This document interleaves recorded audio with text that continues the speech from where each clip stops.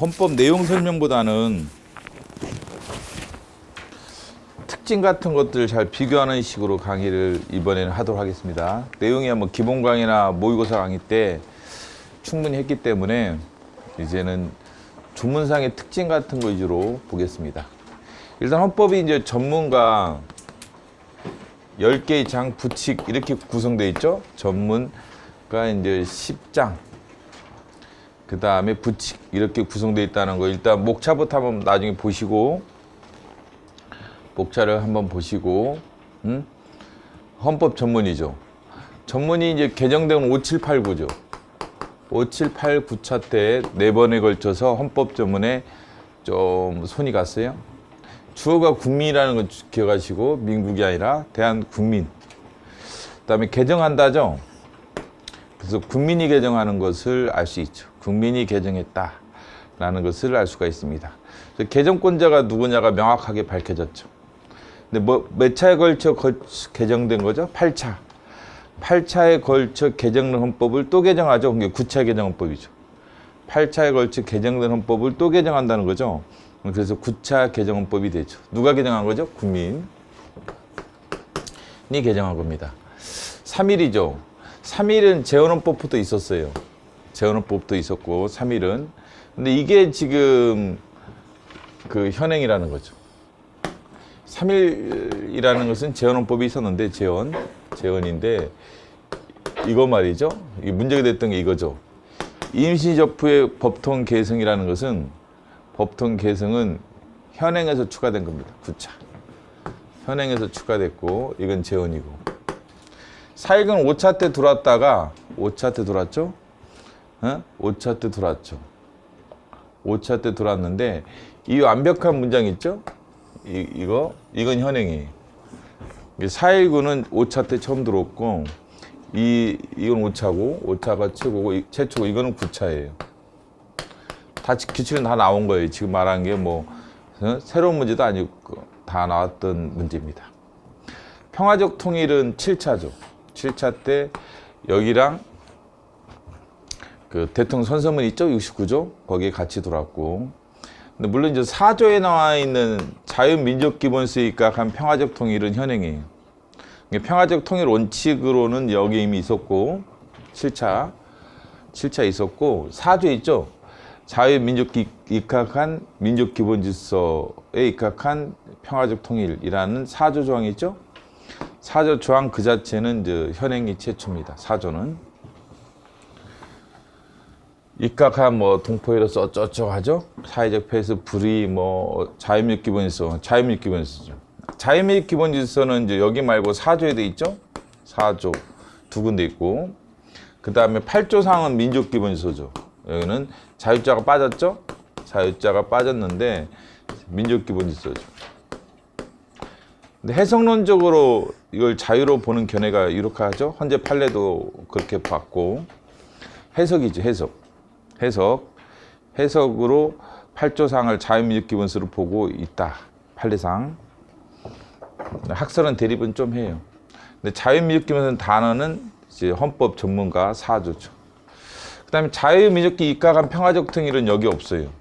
그죠? 여기 있고 지금 이렇게 떨어져 있잖아요. 그 자유민족기 입각한 평화적 통일은 4조죠. 이거랑 이제 비교하는 문제가 나온다는 거죠. 이 4조. 자유민족기 입각한 평화적 통일 이렇게 되면은 헌법 전문에 없죠. 현행이고 이거는 헌법 전문에 없고, 물론 자유민족 기본서는 있죠. 평화적 통일도 있고, 근데 떨어져 있다는 것이죠. 그 다음에 각인의 기회를 균등히 하고 뭐 어쩌고 하죠. 균등하고 항구적인 세계평화 인류 공영, 자유 행복을 영원히. 7월 10일이죠. 네, 재헌회가 헌법을 제정했죠. 재헌회에서 제정이 되고, 재헌회가 제정을 했는데, 이게 7월 17일은 국회의장이었던 이승만 국회의장이 공포일이죠. 재헌절. 이날 시행되는 거죠. 공포한 날 시행되도록 돼 있었던 거예요. 재헌헌법은. 그래서 재헌절이 7월 17일이죠. 12일 날 재헌에서 의결하고, 국회의장이었던 그 당시에 이승만 씨가 공포를 하죠. 그날 시행됐던 거예요. 그래서 재헌절이 7월 17일이 되는 거예요. 제정되고 8차 걸쳐 개정된 헌법을 국회 의결을 거쳐서 또 개정한다. 국회 의결을 거쳤다는 걸 알 수 있죠? 국회가 국민투표를 모두 거친 것은 6차, 9차죠. 6차, 9차는 국회 의결과 국민투표를 모두 거쳤습니다. 6차, 9차. 그 다음 여야 합의는 3차, 9차죠. 여야 합의로 개정된 것은 3차, 9차. 국회 의결과 국민투표를 모두 거친 것은 6차, 9차. 여야 합의는 3차, 9차죠. 그래서 헌법 전문에 있다 없다 이런 거 많이 내잖아요. 그런 이제 대부분 이 총강이나 이런 데 다른 조항이 있는 것도 예를 들면 이런 거, 이런 게 헌법 전문에 있다 이런 식으로 출제를 하기 때문에 자주 읽어보면 자연스럽게 맞출 수는 있을 거예요. 물론 문제도 풀어봐야겠지만. 그다음에 이게 재판규범이 된다 이거죠. 여기 위반되면 위헌이죠. 여기 위반되면 위헌이죠. 헌법 전문 위반되면 위헌이라는 면에서 재판규범이 된다. 그래서 국민의 권리 의무, 국민의 권리 의무는 도출이 안 되죠. 국민이 국가한테 한 지시사항이죠. 명령이란 말이죠. 국민이 국가한테 이런 공동체를 만들라는 명령이죠. 그렇기 때문에 국민의 권리를 말하는 게 아니라 국가의 의무를 지우는 내용입니다. 국가의 의무죠. 국민의 권리 의무는 도출이 안 되고, 국민의 권리 의무는 도출이 안 되고, 국가 의무는 도출이 되죠. 그래서 유공자를 예우할 의무 이런 거 도출했죠? 유공자 예우할 의무 이런 걸 도출했습니다. 그죠? 이런 뭐 기본서적인 내용들을 여러분들이 체크하세요. 여기 법조항 강의 때는 좀 자제하겠습니다. 그러면 너무 또 다 산으로 가버려요. 그래서 기본서 다시 한번 확인해 보시고 이런 것들은 민주공화국이다. 그래서 군주제가 배제되죠. 공화국과 이제 대립되는 게 원래 군주제죠. 그래서 군주제는 허용이 안 되죠. 헌법 개정도 금지되죠. 그래서 군주제를 도입할 수 없다. 헌법 개정으로도 군주제는 도입이 안 됩니다. 주권과 권력이 나눠져 있죠, 지금. 주권은 국민에게 있지만 권력은 국민에게 있지 않죠. 그래서 국가 권력은 입법, 행정, 사법 권력이죠. 이거는 국가 기관에게 넘어가죠. 국민으로부터 나와서 국가 기관이 가진다겠죠. 주권은요, 그냥 국민에게 멈추죠. 주권은 국민에게만 있는 거고, 국가 기관에 넘겨지지 않고 권력은 나눠지죠. 권력은 국가 기관에 부여되고, 이건 분리가 가능하죠. 입법, 행정, 사법권 분리되죠. 입법, 행정, 사법권 분리된다. 근데 주권은 불가분적이죠. 주권은 불가분적이지만 권력은 분리된다라는 거죠. 권력은 위임할 수도 있죠. 예를 들면 입법권 위임하죠. 75조. 행정 입법권에 위임하죠. 그래서 75조. 그래서 권력은 위임도 가능한 거예요. 권력은 위임도 가능하죠. 근데 주권은 위임할 수 없고 오로지 국민만 갖는다. 국민이 국가기관에 위임하면 안 되죠. 자, 국적법이죠. 법률은 국적법을 의미하겠고, 재외국민 보호는 옛날에는 보호를 받는다죠. 보호를 받는다는 8차죠. 보호를 받는다라는 것은 8차고 보호할 의무를 진다 현행이죠.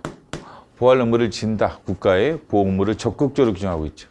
옛날에는 국민이 보호를 받는다 이렇게 돼 있단 말이죠. 8차 때는 국민이 보호를 받는다 이렇게 돼 있는데 현행은 보호할 의무를 진다. 그래서 국가의 이제 보호할 의무를 규정을 했죠. 현행에서 보호할 의무를 규정한 것은 현행이고, 옛날에 보호를 받는다. 그럼 물론 해석론적으로 이제 그 소극적으로 보호할 의무가 생기겠죠. 국민이 보호를 받으려면 국가가 보호를 해줘야 하기 때문에 해석적인 측면에서는 물론 보호할 의무가 있다고 해석이 되는데 규정상은 그렇게 안 돼 있었단 말이죠. 8차 때는 보호를 받는다 이렇게 돼 있었어요. 재헌헌법부터 있었죠. 그런데 영예는 없고 영토죠. 영예는 법률이죠. 영예 및 접속수역법이라고 법률에 있는 거고, 영토만 헌법에 규정돼 있고 재헌헌법이 최초죠. 한반도가 그 보속도서죠. 그 다음에 이거 자체로는 현행이라고 했죠. 4조 그 자체는 현행이고, 여로부터는 영토권을 결론적으로 도출했죠. 근데 여기서는 기본권을 도출하지 않는다고 그랬죠. 4조에서는. 3조에서는 결론적으로 다른 권리의 전제적 권리로서 영토권을 기본권으로 도출했죠. 영토권을. 근데 통일에 관련된 권리는 도출을 안 했죠. 통일권, 뭐 통일에 관련된 권리, 이런 권리는 여기서 도출이 안 된다고 명확하게 얘기를 했죠. 그 다음에 3조 때문에 대한민국이 뭐죠? 반국가 단체가 되는 거고, 4조 때문에 북한이 뭐죠? 대한민국은 북한이 반국가 단체가 됐죠. 북한이 반국가 단체가 되는 거고, 이거는 북한이 대화협력의 동반자죠. 평화통일이기 때문에 대화협력의 동반자죠. 대화협력의 동반자다. 북한의 법적 지위가 3조와 4조에 따라 달라지죠. 3조는 방과단체. 한반도가 대한민국 영토인데 불법적으로 북한 지역을 점령하고 있죠. 방과단체. 근데 평화통일하려면 전쟁 안 해야 할 거 아니에요? 그러면 대화를 해야겠죠. 그래서 대화협력의 동반자라고 하죠. 북한이 대화협력의 동반자다. 이렇게 말하는 게 4조와 관련이 있죠. 5조는 침략전쟁 부인. 그 다음에 국군의 정적 중립성은 현행이죠. 현행 때 최초로 들어왔습니다. 정적 중립성은 현행이죠. 그 다음에 헌법의 체결 공포된 조약 하나, 일반적으로 승인된 국제법규 둘이죠. 국내법이라고 그랬죠. 법률로 안 하고. 그것은 법률 또는 명령과 관련이 있겠죠. 법률 또는 명령으로 보죠. 헌법으로 보지는 않고 국내법은 법률 또는 명령으로 해석을 하죠. 60조로 연결돼가지고 국회의 동의가 필요하면 법률적 효력을 갖는 조약이라고 하죠. 국회의 동의가 필요 없는 조약은 명령적 효력이라고 보통 얘기하죠. 60조와 관련이 있습니다. 그래서 법률로 안 하는 이유가 그거였다고 봐야죠. 국내 법으로 한 이유가 법률 또는 명령이기 때문에 법률로 표현하고 있지 않죠. 법률로 표현하고 있지 않고 국내 법으로만 표현하고 있는 이유가 법률 또는 명령이기 때문에 법률로 표현을 못한 거죠. 그러니까 두 가지가 있는 거죠. 하나는 조약이고 이건 우리나라를 기준으로 하죠. 앞에 부분 조약은. 뒤는 국제법규도 물론 조약도 포함돼요. 간섭법도 포함되고. 근데 이게 우리나라가 체결하지 않았지만 체결 공포하지 않았지만 국제사회에서 일반적으로 승인된 이렇게 보는 거죠. 국제사회에서 이건 우리나라가 체결 공포한 조약이라면 뒷거는 일반 승인된 국제사회에서 일반적으로 통용되고 있는 국제법규, 조약이나 간섭법을 말하겠죠. 이 두 가지가 바로 국내법과 같은 요를 가진다. 이게 이론론이라고 하죠. 이론론은 조약이 국내법적 효력이 없는 게 이론론이죠. 이론론은 조약이 국내법적 효력이 없는 거예요. 근데 우리나라는 조약이 국내법적 효력이 있는 거죠. 그렇기 때문에 이론론이죠. 하나의 법 질서다. 국제법, 국내법은 하나의 법 질서가 되죠. 같은 이죠. 우선이 아니라 동일한 거죠. 그래서 국내법보다 우선하지는 않고 같은 입니다. 외국인은 국제법과 조약이죠. 국내법이 아니라 조약이죠. 국제법, 조약. 그래서 외국인마다 체결한 국제법과 조약의 내용이 달라질 테기 때문에 법적 지위가 상대적이죠. 법적 지위가 다를 수가 있단 말이죠. 미국과 우리나라가 맺는 조약이 일본과 맺는 조약의 내용이 다를 수가 있겠죠. 그러면은 미국인과 일본인에 대한 대우가 다를 수밖에 없죠. 이걸 상호주의라고 하죠. 평등주의와 대립되는 상호주의를 선택했다. 그래서 상호주의를 선택했다라고 봐야겠습니다. 국민 전체에 대한 봉사자는 5차죠. 5차. 책임을 진다는 재헌헌법에도 있었는데 유사조항이 공무원 조항이 최초는 재헌이죠. 근데 봉사자는 5차고. 근데 이거는 3차 때 처음 들어왔죠. 그 다음에 앞에 공무원은 최강의 공무원이죠. 7조 1항의 공무원은 가장 넓은 여기는 경력직 공무원이죠. 그래서 정적 공무원이라든지 임시적 공무원 제외되죠. 정적 공무원, 정적 공무원이라든지 임시적 공무원은 제외되죠. 그렇기 때문에 지자체장이 제외됐죠. 대통령이나 지자체장, 대통령, 지자체장 등은 정부직 공무원이죠. 정책 공무원이죠. 지자체장 등은 이 공무원에서 제외되죠. 물론 여기는 포함되죠. 당연히. 여기는 최강이니까 당연히 포함되는데 7조 1항에는 다 포함이 되는데 7조 2항에는 포함이 안 되죠. 포함이 안 된다. 배제된다라는 거죠. 그래서 대통령은 신분과 정적 중립성이 보장되는 공무원이 아니죠. 신분은 대부분 우리가 이제 정년이죠. 정년과도 관련이 있고 정적 중립성은 정당 가입 금지라든지 선거운동 금지인데 일단은 대통령은 정당 가입이 허용되죠. 그런 면에서 그러니까 7조 2항이 적용이 안 되죠. 지자체장도. 설립은 자유다. 정당은 3차가 최초죠. 3차 최초. 이거는요. 이거는 8차가 최초. 이거는요. 유사조항은 3차가 최초. 그래서 3차, 8차 이때 이제 들어오게 되죠. 그 다음에 설립은 자유다. 이게 기본권이냐, 그렇죠? 왜냐면 기본권은 여기서 출발하죠. 권리라고 돼 있죠. 그래서 2장부터 10조부터 시작해서 기본권이 출발을 하는데, 그래서 옛날에는 이게 기본권 조항이 아니라고 생각을 했던 것 같아요. 근데 지금에 와서는 아까도 말씀드렸지만 3조에서 기본권을 도출했죠. 8조에서도 기본권을 우르르 도출하고 있다. 그래서 여기서부터 적극적인 기본권을 도출하는 게 경찰청장 퇴직 후 2년 이내 정당 가입 금지. 99년인가 뭐 그때부터 적극적으로 도출을 했습니다. 여기서 기본권이 도출된다. 설립의 자유뿐만 아니라 뭐 가입의 자유, 탈퇴의 자유, 조직의 자유, 명칭을 사용할 자유 등등등을 도출했죠. 많은 권리를 도출했습니다. 그다음 21조에 관계해서 특별법 조항이죠. 그래서 21조보다 이게 우선 적용되죠. 결사의 자유보다 우선 적용되는 결사체죠. 물론 뭐 21조가 적용이 안 된다는 게 아니라 일반 조항이라는 거니까 21조 2항은 적용되겠죠. 뭐 1항은 적용될 필요는 없겠지만 2항에 해당하는 조항은 어쩌? 허가제 금지? 허가제 금지? 허가제 금지가 적용이 된다고 봐야 돼요. 우리 33조에서 허가제 금지가 적용된다고 하죠. 그죠? 노동조합 허가제 금지가 33조에 없어요. 근데 허가제 금지가 적용된다는 게 뭐예요? 21조 2항이 적용되는 거죠. 그래서 개별법 조항이 없으면 일반법 조항이 적용되는 거죠. 그래서 21조 2항이 적용되죠. 21조 2항이 적용됩니다. 그래서 우리가 정당의 허가제는 금지되죠. 뭐는 허용되고 등록제는 허용되고. 여기 주체는 물론 정당만이 아니라 등록이 취소된 정당, 개인도 포함되죠. 우리 개인들이 정당을 만들 수 있기 때문에 저 개인도 포함되는 의미로 해석을 하죠. 개인, 정당, 등록 취소된 정당. 물론 실체를 유지하고 있어야겠지만 복수 정당제는 보장되죠. 그래서 일당제 금지되고 그래서 개정 금지 사항이죠. 민족기본질서의 핵심 사항이죠. 복수 정당제를 부정하는 것은 해산 사유가 해당하죠. 여기 해당하죠. 해산 사유에 해당한다. 라는 거죠. 복수 정당제를 부정한다. 일당제를 지향한다. 그러면 해당 정당은 해산됩니다. 해산될 수가 있다. 라는 거죠. 목적 조직 활동이 민주적이 한다. 그 다음 가제한다죠. 그래서 조직의 자유가 아니죠. 조직의 자유라고 볼 수는 없죠. 하자에 한다니까. 조직의 자유 한계죠. 조직의 자유의 한계라고 하죠. 조직의 자유는 그러니까 1항이죠. 여기서 도출되죠. 물론 설립이라고 되어 있지만 조직의 자유 등이 도출이 되죠. 조직의 자유는 8조 1항이고 2항은 한계죠. 그래서 정당법에 가면 5개 이상의 시당, 1개 시당은 1000명 이상의 당원을 가져간다. 이렇게 이어지죠. 정당법으로 이어집니다. 5개 이상 시당 등으로 이어지죠. 정당은 국가의 보호를 받으며 수위 있다라고 했죠. 그래서 헌법상 의무사항은 아니고 임의적 사항입니다. 수위 있다죠. 정당의 목적 활동, 조직이 아니죠. 조직은 여기에 있는 거죠.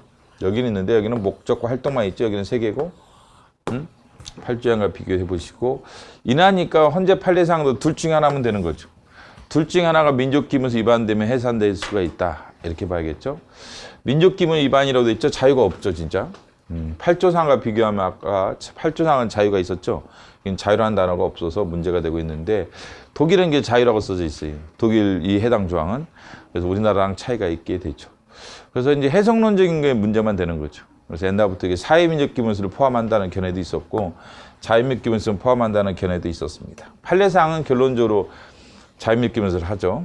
자유민족기본서라고 보통 판례는 얘기를 하고 있습니다. 그래서 민족기본서에 해당하는 게 우리 옛날에 기본적 인권의 존중, 권력 분립, 사법권의 독립, 의회, 선거, 복수정당제도, 사회재산과 시장경일서 이렇게 7가지가 있었죠. 근데 최근에 국민주권 또 추가됐죠. 국민주권, 그다음에 다수존중, 소수와 배려 이것도 추가됐죠. 다수존중, 소수와 배려 이런 것들을 최근 판례에서는 추가했습니다. 거기 위배될 때, 거기 위배 안 된다면 7가지에 플러스 2죠. 예를 들면 복수정당제들 어떤 정당이나 목적 활동이 부정을 해. 부정을 해. 그때 뭐 적극, 물론 이제 좁게 해석해야겠죠. 엄격 해석해야겠죠. 위배한다는 것은 확대 해석은 금물이죠. 확대 해석은 금물이고 좁게 해석한다. 엄격 해석한다. 라고 하죠. 정부만 제소할 수 있죠. 정부만 제소할 수 있죠. 89조의 이제 국무회의 심의사항이죠. 제소하기 전에 국무회의 심의를 먼저 거쳐야 됩니다. 심의가 먼저 있어야겠죠. 정부가 헌법재판소에 해산을 제소할 수 있다. 정부만 할 수 있죠? 의회가 할 수 없죠. 우리나라는. 독일과 다르게 우리나라는 정부만 할 수 있다. 해산을 제소할 수 있다라고 되어 있기 때문에 의무사항은 아닌 것 같죠? 의무사항은 아닌 것 같고 정당은 헌재에 의해서만 해산이 된다. 정당은 헌법재판소에 해산된다라는 거죠.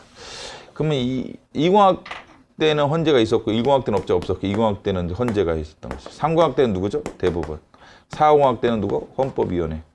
현행은 뭐 알다시피 헌재. 헌법위원회 있죠? 위원회. 3공학 때는 대법원이 해산 결정했던 겁니다. 국가는 전통문화 개성 발전과 민족문화 창달. 문화국가관리는 재헌헌법인데 전통문화 개성 발전 이런 것들은 8차죠. 8차고 문화국가관리는 재헌헌법이고 문화국가관리는 재헌이고 문화국가원리 지향은 재헌이고 전통문화 개성 발전은 8차죠. 노력해야 한다. 문화국가관리라고 하죠. 그 다음에 인간의 존엄가치는 5차죠. 5차. 행복조건은 8차고 이거는 대륙법계의 영향을 받은 거죠. 독일의 영향을 받은 겁니다. 독일 헌법재판소법, 독일 기본법 1949년. 49년 독일 기본법의 영향을 받은 것으로 보죠. 5차. 행복조건은 8차인데 이건 영국과 미국이죠. 미국의 버지니아 권리장전의 영향을 받은 것으로 보죠. 8차죠. 개인이 가지는 불가침이 기본적 인권이죠. 우리 헌법에는 기본권이라는 단어는 없죠. 그냥 기본적 인권이라는 단어는 있는데 기본권이라는 단어는 없는데 기본권이라는 단어는 헌재법 68조 1항에 써져 있죠. 헌재법 68조 1항에 보면 공권의 행사 불행사로 헌법상 기본권을 이렇게 돼 있죠. 기본권은 권리 중에 헌법상 권리를 가리켜 기본권이라고 하죠. 근데 인권과는 좀 다르긴 하죠. 인권은 인간의 권리를 말하죠. 시민의 권리는 포함이 원래 안 되는 거예요. 엄격하게 말하자면 예를 들면 선거권은 인권은 아니죠. 시민권이죠. 국민권이란 말. 국민의 지혜에서 갖는 거지 인간의 지혜에서 갖지는 못하죠. 인권을. 불가침 인권을 확인하는 거예요. 헌법 조항이. 국가와 헌법 조항을 확인하는 거죠. 이게 자연법적 권리라고 하죠. 그래서 자연법적 권리를 확인한다. 이미 있었던 걸 확인하는 거죠. 보장하는 거. 여기는 보장이죠. 보장을 물진다. 이로부터 보호물을 도출했죠. 헌재 판례상은 보호물을 이 조항에서 도출하고 있습니다. 법 앞에 평등하죠. 법 적용 평등설과 내용 평등설이 있죠. 법 내용 평등설이 통설이과 판례 입장이죠. 차별 금지 사유인데 애시적이죠. 그래서 뭐 지역에 따른 차별이라든지 이거 안 되죠. 인종 차별 안 되죠. 인종 없죠? 근데 인종 없잖아요, 이게. 근데 인종 차별도 해서는 안 되죠. 인종 차별도 금지되니까 그렇죠. 근데 절대 금지는 아니죠. 성비란 차별이 절대 금지되지는 않습니다. 왜요? 군대 문제, 병역 문제만 하더라도 성비란 차별이 절대 금지 안 된다는 것을 알 수 있죠. 절대 금지는 아니다. 그래서 꼭 엄격한 심사냐, 의견 차별이 그렇지는 않습니다. 왜냐하면 성별한 차별 때 엄격한 심사한 경우도 있지만 자의금지 원칙에 따라 심사한 적도 있기 때문에 꼭 엄격한 심사는 아니죠. 꼭 엄격한 심사라고 할 수는 없습니다. 여기에 따른 차별했을 때 꼭 엄격한 심사냐 바로 꼭 그렇지는 않다. 애시적이고 그 다음에 모든 영역에서 차별을 받지 않는다. 물론 이제 해석론적으로는 합력 이유 없는 차별을 받지 아니한다 이렇게 보는 게 맞죠. 왜냐하면 차별을 하죠. 차별을 많이 하죠. 성별한 차별 많이 있잖아요. 근데 합력 이유가 있으면 허용되는 거죠. 합력 이유가 없으면 허용이 안 되는 거고. 특수 계급제도는 양반 노비제 같은 신분제도를 말하는데 허용이 안 되죠. 어떠한 형태로도 양반제도, 노비제도 이런 거 만들면 안 된다. 어떠한 형태로도 노비제도, 양반제도 만들면 안 되죠. 훈장은 받은 훈장 일대 원칙이죠. 그자에게만 효력이 있다 그랬죠. 죽어버리면 훈장은 뭐 끝나는 거죠. 그래서 서원 취소 사건도 있었죠. 그래서 서원 취소에 상대방이 되느냐 유족이 행정법에서 안 된다고 보는 이유가 이런 것과 관련이 있어요. 행정법 하는 분들 생각해 보세요. 훈장 취소 사건이 있었죠? 사건 때 행정법에서.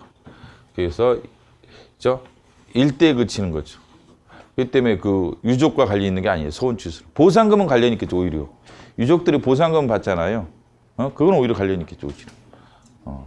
근데 보상금 허용됩니다. 이때 특권에 해당하지 않습니다. 특권은 형사처벌, 세금 면제, 이건 특권인데 이건 허용이 안 됩니다. 그렇지만 뭐 연금 준다든지 뭐 유공자 유족에게 보상금을 준다든지 이런 건 허용되죠. 이건 특권으로 보지는 않죠. 자기 노력에 대한 대가라고 봐야 되나? 뭐 그렇게 봐야겠죠. 오히려 재산권에서 보장이 되잖아요. 국고 이용자 보상금 수급권 이런 게 재산권에서 보호되죠. 그건 특권이 아닙니다. 당연한 권리지. 그렇지만 뭐 훈장 받았다고 처벌 안 한다든지 형사처벌 안 한다든지 이거는 허용이 안 되고, 신체의 자유를 가진다. 법률이죠. 법률유보죠. 법률유보인데 법률에 의하지 않고는 체포, 구속, 압수수색 신문을 법률로 할 수 있죠. 체포, 구속, 압수수색 신문은 법률에 근거해서 할 수 있죠. 대표적인 법이 형사법 아니? 체포할 수 있죠. 신문까지는 가능하다. 법률에 근거를 둬야죠. 물론 옛날에 법률 또는 대통령령이라든지 이렇게 하면 안 되겠죠. 대통령령 하면 X죠. 이거랑 이거는 다른 거예요. 법률에다가 법률에 근거한 대통령령, 법규명령. 여기서는 고시도 되죠. 위임을 받은, 법률에 위임을 받은 근거한 또는 위임한 근거한 고시. 이러도 이제 이걸 다룰 수 있겠다면 체포, 구속, 압수수색, 처벌 이것도 가능하죠. 처벌도 가능하다. 요즘 고시에 임해가지고 처벌하는 경우도 있죠. 이것도 가능하죠. 이것도. 근데 이거랑은 다른 거예요. 이건 병렬적인 거라서 안 돼요. 병렬적인 나이는 안 되고, 법률에 위임을 받았다라면, 법률에 근거한, 이건 되겠죠. 적법한 절차는 현행의 최초죠. 주의적 규정이고, 그 다음에 처벌, 보완, 처분, 강제 노역은 애시적이고, 애를 들었을 뿐이고, 적법 절차가 적용되는 애를 들고 있다. 라고 봐야겠죠. 모든 국민은 고문을 받지 않, 여기는 법률유보가 없죠. 이 법률유보가. 그 법률유보가 들으면 틀립니다. 법률에 의하지 않고는 고문을 받지 아니하며 법률에 의하지 않고는 불리한 진술을 강요당하지 아니한다. X죠. 법률로도 안 된다는 거죠. 그래서 법률로 고문하면 안 되지. 법률에 근거해서. 법률에 근거해서 불리한 진술을 강요할 수 없다는 건 이제 판례죠. 고문으로도 안 되지만 법률로도 강요하지 마라. 라겠습니다. 근데 여기는 체포, 구속, 압수수색 신문인데 여기는 4가지만 써져 있죠. 신문이 없죠. 신문, 불신검문 이런 거 할 때 영장이 필요 없습니다. 불신검문은 영장이 필요치는 않죠. 법률에 근거는 돼야죠. 예를 들면 경찰관 직무집행법에 근거가 있죠. 지금 불신검문에 근거는 이제 경찰관 직무집행법인데 법률이죠. 법률에 따라 불신검문 할 수 있는데 근데 이건 안 되죠. 여기는 저기 안 돼. 영장 없이 할 수 있다 그렇죠. 영장이 필요 없단 말이죠. 근데 체포, 구속, 압수수색에는 영장이 필요한 거죠. 뭐 법률로도 근거해야지만 영장도 필요한 거죠. 신문은 법률에만 근거가 있으면 되고 영장은 필요 없다라는 거죠. 적법한 절차가 한 번 더 나오죠. 검사의 신청이죠. 검사의 신청은 수사 단계를 의미한다고 그죠. 수사 단계에서의 영장 발부는 검사의 신청이 필요한데 공판 단계는 필요 없다. 재판 단계로 들어가 버리면 검사의 신청이 필요 없습니다. 그래서 공판 단계에서 법관의 직권 영장 발부가 허용되죠. 뭐 없이? 검사의 신청 없이. 검사의 신청 없이 직권의 영장을 발부할 수 있죠. 공판 단계에는. 그래서 이거를 헌법재판소가 수사 단계로 한정했죠. 수사 단계에서 검사의 신청이 필요하다. 그럼 검사의 신청에 따른 영장 발부는 허가장이라고 하죠. 이건 허가고, 공판 단계에서의 직권 영장 발부는 명령장이라고 하죠. 명령이다. 그것의 근거는 이거로 본 거예요. 그것의 근거는 이거로 본 거죠. 직권 영장 발부의 근거는 12조 1항으로 본 겁니다. 그건 명령장이죠. 그래서 검찰관의 신청이라는 단어를 5차 때 처음 들어왔죠. 그래서 이제 경찰은, 사법경찰은 지금 영장 신청을 못 하는 거예요. 그래서 항상 검사한테 먼저 가야죠. 그래서 이게 이제 걸림돌 중에 하나죠. 요새 논의되고 있는 대표적 조항 중에 하나죠. 검찰관의 신청이라는 게 5차 때 처음 들어와서 지금까지 검사의 신청은 남아 있어가지고 사법경찰관은 직접 법관한테 영장을 신청할 수 없다. 영장을 제시한다. 영장 적용되는 거 안 되는 거 여러분들이 기본서라든지 모의고사 때 배웠던 이런 거 잘 반영해서 공부하셔야 돼요. 물리적 강제력이죠. 물리적 강제력이 동원되는 행위에는 영장이 필요하다라고 하는 거죠. 영장이 필요하죠. 다만 즉시 강제는 필요 없지만, 다만 현행범인, 장기 3년 이상의 형에 해당하는 죄를 범하고 도피 증거인멸했을 때 긴급체포죠. 사후영장이죠. 먼저 체포하고 사후영장이죠. 먼저 체포하고 사후영장을 청구할 수 있다. 단서. 본문은 게 사전영장이죠. 그죠? 할 때에는 먼저 영장이 먼저 있어야 한단 말이죠. 그래야 제시할 거 아니에요? 사전영장주의고. 영장과 관련된 이제 조항이 이거 말고 또 하나가 16조가 있고 77조 3항이 있죠. 영장에 대한 조항이 이거는 이제 주거에 대한 영장이죠. 주거 압수수색 영장이죠. 특별법정이죠. 16조. 근데 다만 이런 단서가 없죠. 16조에는 이런 단서는 없죠. 이 단서가 없다는데 문제가 있었죠. 77조 3항은 이제 비상계엄하의 영장에 대한 특별한 조치죠. 그것이 뭘 의미하느냐에 있어서 영장지 자체의 배제를 의미하느냐가 논란이 있었죠. 근데 그렇지는 않다라고 봅니다.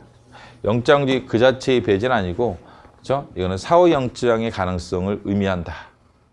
그래서 뭐 비상계엄하라도 검사가 영장을 발부할 수 있느냐 안 된다. 발부는 뭐 누구죠? 법관이죠. 법관만 영장을 발부하는 건 불명하다. 법관이 영장을 발부할 수 있는 것은 불명하다. 뭐라도 비상계엄하라도.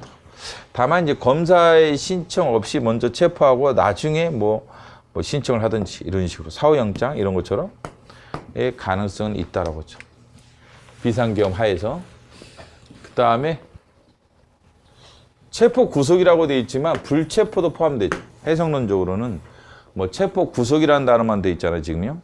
근데 체포 구속이 안 된 불체포 수사, 불구속 수사 이런 경우도 변호인 조력이 가능하냐? 그렇지. 그 다음에 뭐 미결 수용자뿐만 아니라 피내사자까지도 다 되죠. 피내사자도 되고. 그다음 수용자는 안 되죠. 수용자는 안 되죠. 즉시죠. 시간적으로 즉시죠. 뭐 48시간 이런 거 없고 24시간 이런 거 없고 즉시죠. 변호인이죠. 이게는 변호인. 변호사 중에 변호로 이제 선임이 돼야죠. 변호로 선임이 돼야지 변호인이 되는 거니까 변호사랑은 다르죠. 변호사 조력은 27조죠.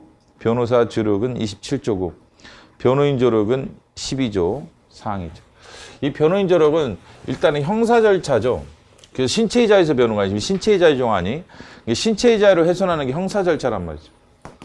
형사 절차죠. 그래서 뭐 민사소송이라든지 뭐 행정소송이라든지 혼소라든지 뭐 가사 사건이라든지 이런 경우는 신체의 자유의 문제는 아니란 말이죠. 행정소송이라든지 이런 거는. 그래서 이거는 27조라든지 쪽으로 넘어가겠죠. 재판청권 쪽으로 넘어가고 형사 절차죠. 형사 절차는 신체의 자유의 문제죠. 그래서 형사 재판 이런 경우 적용이 된다. 12조 사항에 적용이 있다. 이렇게 봐야죠. 근데 이제 문제가 됐던 게 그래서 이제 행정 절차였단 말이죠. 행정 절차는 신체의 자유에 대한 문제가 아니지 않느냐. 그래서 적용이 안 되는 걸 봤는데 외국인이 출입국 과정에서 감금돼 있단 말이죠. 출입국이 불법 체류자라든지 뭐 어떤 테러의 의심이 있다든지 뭐 이래가지고 수사가 아니라 수사죠. 형사는 수사. 그 수사 절차가 아니라 이제 태그하는 과정에서 행정 절차상 출입국관리청에서 구금시켰단 말이죠. 이런 경우는 행정 절차죠. 그런데 구금이기 때문에 신체의 자유의 문제란 말이죠. 구금이기 때문에 신체의 자유의 문제란 말이죠. 그래서 결국 신체의 자유를 보장하는 것이어서 이제 결론적으로 판례가 변경돼서 적용되는 거로 바뀌죠. 적용되는 거로 판례가 변경되죠. 그 신체의 자유 제한이기 때문에 행정 절차의 구금도 얘도 적용이 된다라고 봤던 거죠. 그게 이제 외국인들 출입국 과정에서의 구금이었죠. 그다음에 이제 변호인과 만나는 것은 12조 사항인데 그러면 미결 수용자가 일반인과 만나는 것도 있단 말이죠. 뭐죠? 가족, 뭐 친지와 만나는 것은 12조 사항이 아니죠. 12조 사항이 아니고 그럼 뭐예요? 얘네들은 10조 행복주권과 27조 사항의 무죄추원권에서 보호되는 거죠. 이거는 12조 사항이 아니라 그렇죠. 여기서 보호되는 기본권이죠. 가족 친지와 만나는 것은 행복주권과 27조 사항에서 보호되는 기본권이고 12조 사항이 아니고 이건 변호인이고 그 다음에 헌법소원 사건에서 변호사랑 만나는 것은 헌법소원 사건에서 변호사랑 만나는 것은 27조 재판증후권 재판증후권으로 넘어가고요. 구별해야겠죠. 변호인 조력을 받을 권리를 가진다. 다만 피고인은, 그래서 피의자는 아니고 피고인은 국선 변호인이죠. 국선 변호인. 국선 변호인이죠. 피고인만 국선 변호를 일단 헌법상은 누리고 있습니다. 피의자는 일단 헌법상은 못 누리죠. 우리 형사법에는 뭐 추가가 될 수는 있겠죠. 뭐 적부심사라든지, 영장 실질심사 뭐 이런 경우에 이제 누릴 수가 있는데, 그건 형사법의 문제고, 일단 헌법상은 피고인만 누리고 피의자는 바로 누리지는 못하죠. 헌법에 의해서는 바로 누리지 못하죠. 단서는 물론 이거 누리죠 다. 그 다음에 고지받지 않고는 가족들에게는 통지죠. 통지, 고지 통지. 그 다음에 압수수색은 없죠. 체포 구속 적부심사죠. 체포 구속 적부심사죠. 적부심사를 어디에? 법원에 청구할 권리죠. 법률보가 없죠. 옛날에는 8차 때 법률보가 있어가지고 법률에 가보면 뭐 어쩌 뭐 간첩죄라든지 이런 뭐 보안 사범들에 대해서는 적부심사가 허용이 안 됐었어요. 옛날 8차 시대 때는. 그래서 현행에 들어오면서 삭제해버렸죠. 그래서 모든 범죄죠. 이 법률유보가 없음으로써 모든 범죄에 있어서 적부심사 허용되고 있습니다. 모든 범죄에서 적부심사가 허용되어 있죠. 그래서 누구든지라고 되어 있는데, 여기에 대해서 일단 피의자만 청구할 수 있죠. 적부심사를. 피고인은 청구를 못하고 있죠. 지금 현재 형사법상 비교 관련해서 보면 피고인은 지금 안 되고 있다. 물론 이제 피의자였을 때 청구를 했다라면 기소돼서 피고인이 됐다 하더라도 적부심사는 계속 유지가 되죠. 적부심사 계속 유지가 되는데, 피의자 때 청구하고 기소돼서 피고인이 되면 적부심사를 하죠. 하는데, 이거는 하는데, 피고인 신분에서는 청구할 수 없죠. 피고인 신분에서는 청구 자체는 안 된다라는데 지금 문제가 있습니다. 연역은 재헌 7, 8이죠. 재헌 7, 8이다. 재헌헌법 때 처음 들어왔다가 7차 때 삭제되고 8차 때 재규정이죠. 물론 이제 미군정 시대 때도 있었습니다. 근데 그 미군정이 우리나라 헌정사라고 말하기는 좀 그래서 그런지 보통 재헌 7, 8이라고 하는데 미군정 시대 때도 있었죠. 피고인의 자백이 고문 등으로 인한 경우에는 증거가 될 수가 없죠. 고문 등에 의한 경우죠. 아예 증거가 안 되고, 정식 재판에서는 이제 고문이 아니기 때문에 증거는 될 수는 있는데 처벌할 수는 없죠. 그게 불리한 유일한 증거일 때는 이를 이로 처벌할 수 없다라고 하죠. 그래서 고문으로 이제 야기된 자백은 아예 증거 자체가 안 되는 거죠. 증거 자체가 안 되는 거, 이건 증거 자체가 안 되는 거고, 이거는 증거가 될 수 있을지라도 처벌이 안 되는 거죠. 증거는 될 수 있지라도 증명력이 제한이라고 하죠. 증거의 가치가 떨어진다겠죠. 증거의 가치가 떨어져가지고 떨어져서 처벌할 수 없다라는 거죠. 정식 재판이라는 쓴 이유는 모든 재판이 아니라 직결을 제하게 한 의도죠. 직결에서는 피고인의 자백이 그에게 불리한 유일한 증거일 때 처벌이 가능하죠. 자백만 가지고 처벌할 수 있죠, 직결은. 그래서 정식 재판이라는 단어를 특별히 쓰고 있습니다. 행위 시의 법률이 가지고는 소추되지 않고 형벌 불소급이죠. 형벌 불소급이란 말이죠. 소추되지 않으니까 처벌이 안 되겠죠. 형벌 불소급이죠. 그래서 적용이 되는 게 이제 뭐였죠? 물론 형벌은 당연히 적용되고 보호관무 적용됐죠. 그 다음에 노역장 유치 적용됐죠. 헌재 판례상. 헌재가 언급했던 또 하나는 이제 대법원 판례에서 말하는 사회봉사명령 또 여기 적용을 받는다 그러겠죠. 대법원 판례에서 한 얘기지만 헌재가 언급을 했죠. 그래서 나머지 보완처분은 적용이 안 되죠. 보호관무는 적용이 되는데 그래서 나머지 보완처분에는 일반적으로 적용이 안 되죠. 그다음에 이중처벌금지 원칙이죠. 거두 처벌받지 않는다. 이중처벌금지 원칙이죠.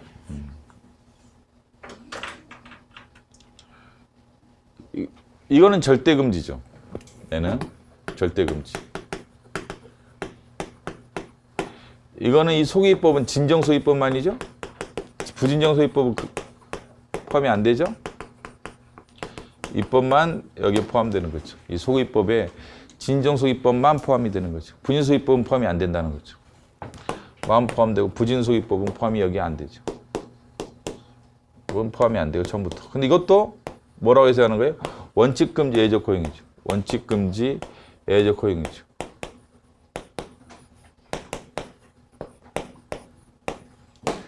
이거는 다르죠. 이건 절대금지와 다르죠. 그래서 형벌부서금 적용되면 절대적으로 위헌이죠. 절대적으로 위헌이다 하는 거죠. 근데 공소시효라는 게 적용 안 받았죠? 그래서 5.18 특별법이 합헌이 될 수 있었던 거예요. 만약 5.18 특별법이 여기 적용을 받았다라면 위헌이 됐겠죠. 5.18 특별법이 공소시효 소급정지 문제에서 적용이 안 되는 것으로 봤죠. 그래서 살아남은 거죠. 근데 여기에 대한 A를 만약에 설정하려면 헌법을 규정을 해야 돼요. 그래서 4차 때 부칙에 형벌불소 원칙 A를 규정한 적이 있었죠. 4차 개정법 때 반민지 행위자에 대한 소급적인 가중처벌에 대한 규정을 둔 적은 있었죠. 하려면 헌법에 규정해야 돼. 헌법에 규정해야지 뭐 법률로는 안 된다겠죠. 지금 헌법이 없으니까 절대금지가 맞는 거죠. 지금 현행 헌법에 형벌불소 원칙 A가 없잖아요. 절대금지다 맞다고 봐야지. 4차를 떠올리면 안 되겠죠. 그럼 헌법 규정이 있을 때를 전제로 하는 건데 지금 없잖아요. 근데 이거는 예외적으로 허용되죠. 진정소유법조차도 예외적으로 허용되고 참정권의 제한을 받거나 소유법에서 재산권을 박탈당하지 않는다라고 돼 있죠. 그 다음에 연자제죠. 8차 연자제죠. 불이익한 처벌을 받지 않는다. 거주 이전, 직업, 주거. 주거 영장 중에 하나가 있는데 단서가 없죠. 10의 사망의 단서와의 차이점이죠. 단서와의 차이점이죠. 단서가 없다.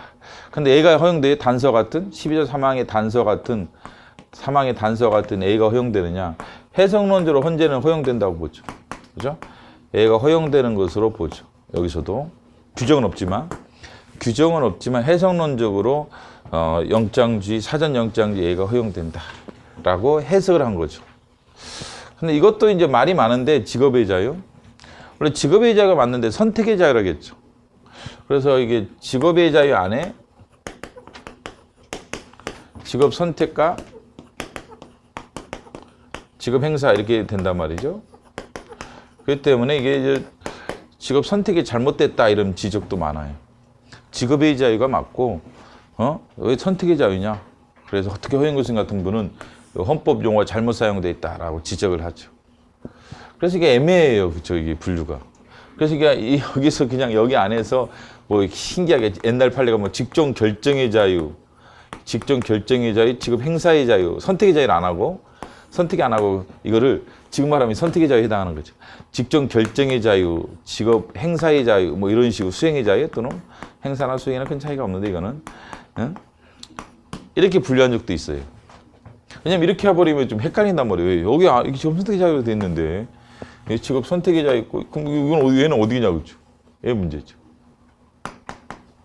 그럼 이제 직업 선택의 자유 안에 직종 결정의 자유, 직업 행사의 자유가 있다. 이렇게 분류하는 판례도 있죠. 근데 요새 와서는 그냥 이렇게 분류하는 것 같아. 용 포기한 것 같아. 약간 포기하고 막 이렇게 직업의 자유는 이렇게 있다. 이렇게 하는 판례가 훨씬 더 많죠. 최근에는 허용이 숨겨내죠. 이런 틀을 따라서 설명하는 게 맞죠 이게. 이거 직종 결정의 자유가 직업 선택의 자유지 뭔 차이가 있겠어요 사실은. 안 그래요? 그래서 용어가 좀 문제가 있다. 이렇게 지적을 받고 있죠. 애랑은 같이 다녔었는데 원래 재헌헌법 때는 헤어진 게 오차죠. 헤어진 것은 오차다. 이것도 오차고, 오차고. 애 자체는 게 재헌헌법인 거죠. 재헌헌법 때도 있었는데 이 둘이 한 조항에 묶여 있었죠. 14조와 16조가 한 조항에 묶여 있다가 따로따로 이렇게 분리되어 규정한 것은 오차가 최초죠. 같이 규정돼 있었어요. 재헌헌법에는. 그럼 물론 이제 거주인에게 언제가 최초냐? 재헌헌법이죠. 물론 주거자의 언제가 최초냐? 재헌헌법이죠. 근데 언제 분리됐냐? 오차가 최초다. 이거는 이제 뭐 거주지를 이전하는 거고 여기는 뭐예요? 사생활의 비밀이죠. 사생활 공간. 여러분 사생활 공간 있잖아요. 방. 사생활의 공간 비밀에 대한 문제고 이건 이사 다니는 거 시각하면 거주지 이사 다니든지 여행을 선택한다든지 국외로 이제 나간다든지 뭐 이런 이제 거주지 상당한 이 머물 장소와 관련된 거죠. 그래서 이제 서울광장은 포함이 안 된다고 생각했던 게 그런 거예요. 서울광장이 거주지는 아니잖아요. 상당 기간 거기서 뭐 거주하는 지역은 아니기 때문에 여기서 보호되질 않고 10조로 갔죠. 10조로 가고. 사생활 비밀가 자유인데 여기를 이제 비밀가 자유로 틀긴 했죠. 규정을. 비밀만 규정돼 있죠. 그 왜 자유를 여기다 넣어서 틀게 했느냐. 이걸 보고 낸 거예요. 그 사람은. 출제한 사람은. 조항을 갖다 놓고 출제를 한 거로 봐야 돼. 그렇잖아요? 보니까 자유가 규정이 안 돼 있네. 물론 당연히 통신의 자유.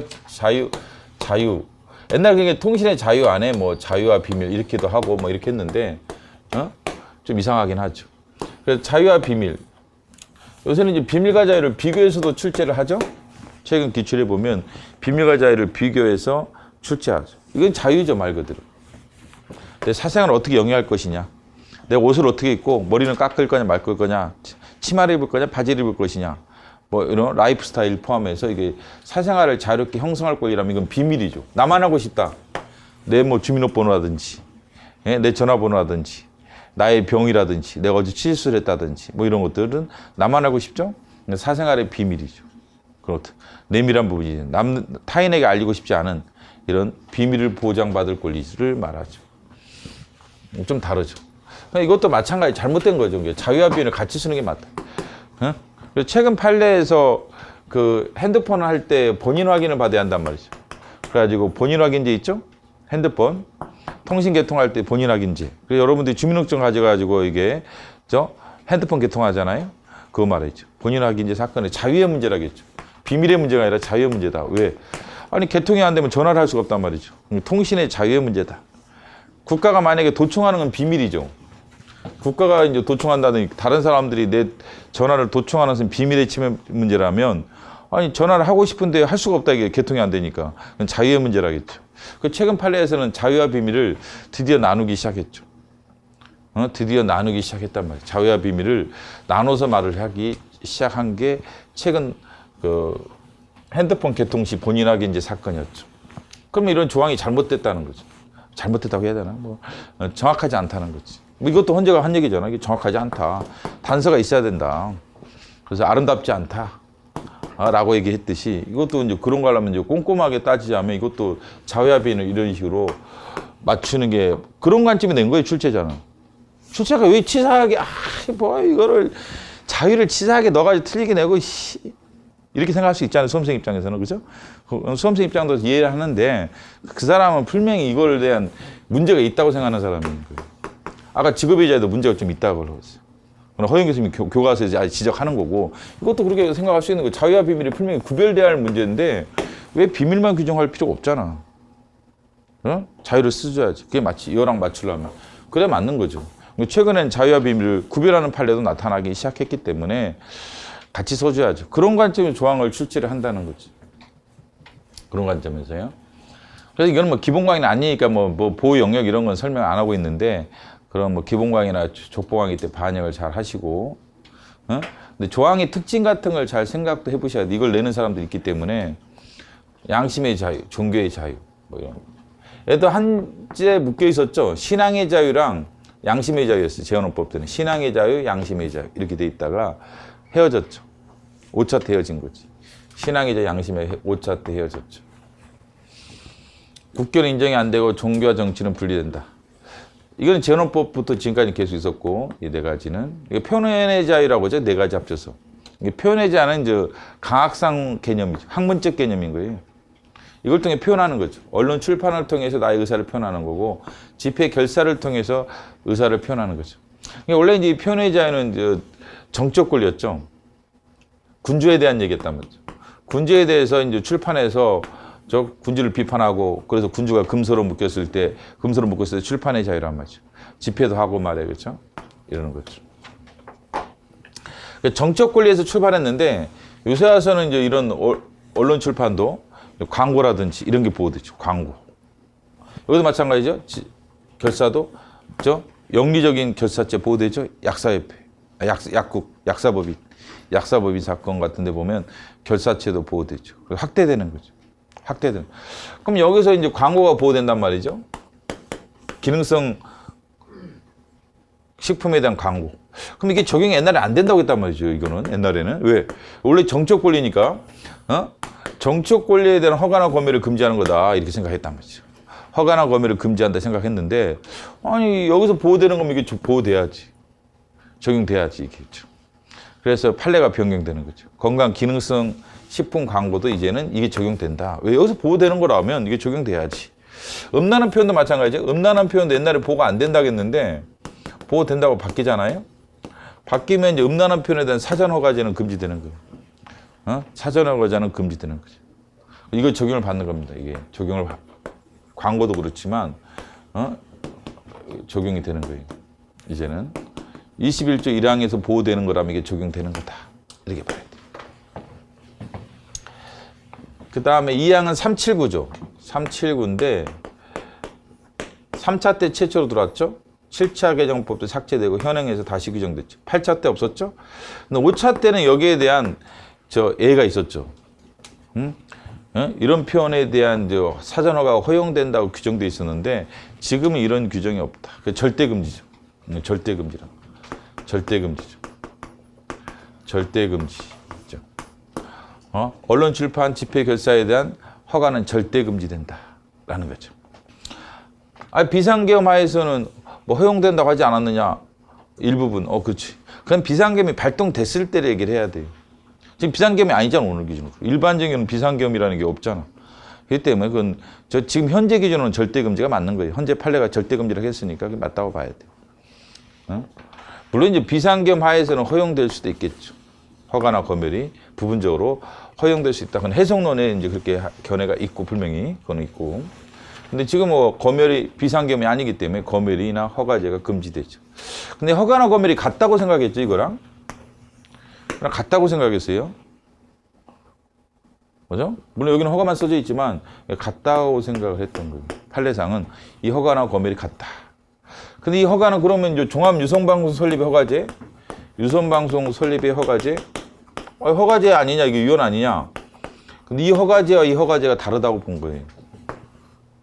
이 허가는 이제 내용을 심의 선별해야죠.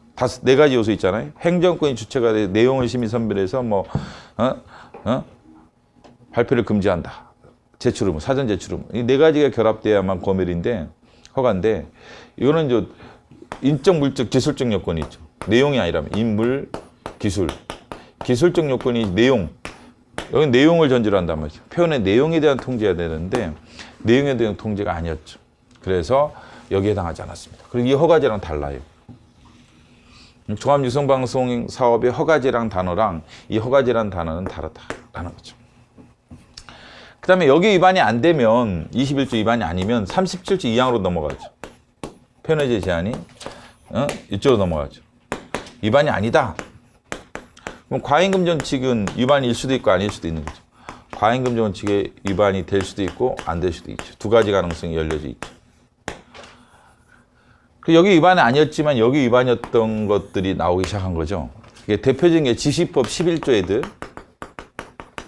11조 애들, 그 다음에 옛날 지시법 10조 애들, 얘네들이 대표적이죠.